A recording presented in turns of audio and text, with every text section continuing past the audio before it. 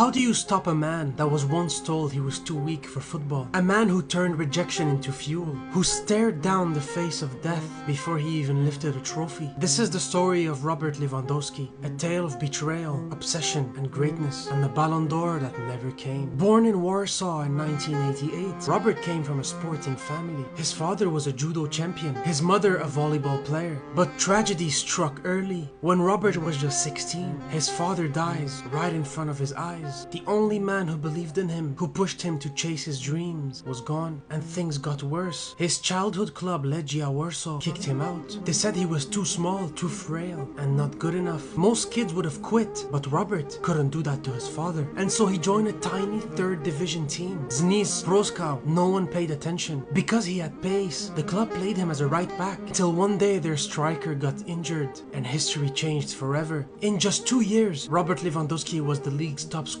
He was then bought by a first division team, Poznan, and then Borussia Dortmund came knocking on his door. And that's where he met Marco Reus. They rose together with Jurgen Klopp as their leader. Robert and Marco carried Dortmund almost to glory, reaching the final of the Champions League after many years of drought. As they faced their worst enemy, Bayern Munich, Robben, Ribéry, a deadly duo, Dortmund had no chance. But like they say, if you can't beat them, join them. Then came the betrayal. Bayern wanted Lewandowski. Marco Reus begged him to stay, and Robert promised he would no matter what. And then one morning, he was no longer a Dortmund player. Greatness doesn't wait for loyalty. At Bayern, Robert Lewandowski became a machine. Champions League, Bundesliga titles. He scored 41 league goals, breaking a 49-year-old record. But there was one night that sealed him in football history. September 22, 2015, Bayern versus Wolfsburg. Robert comes off the bench at halftime. What happens next is insane. 5 goals in 9 minutes. Unseen by football before, Lewandowski became a legend. And then came 2020, COVID-19. The world stopped, but Robert didn't. He won the treble with Bayern, scored 55 goals. Everyone said the Ballon d'Or was his, but France Football cancelled the award. The greatest season of his life, erased from history.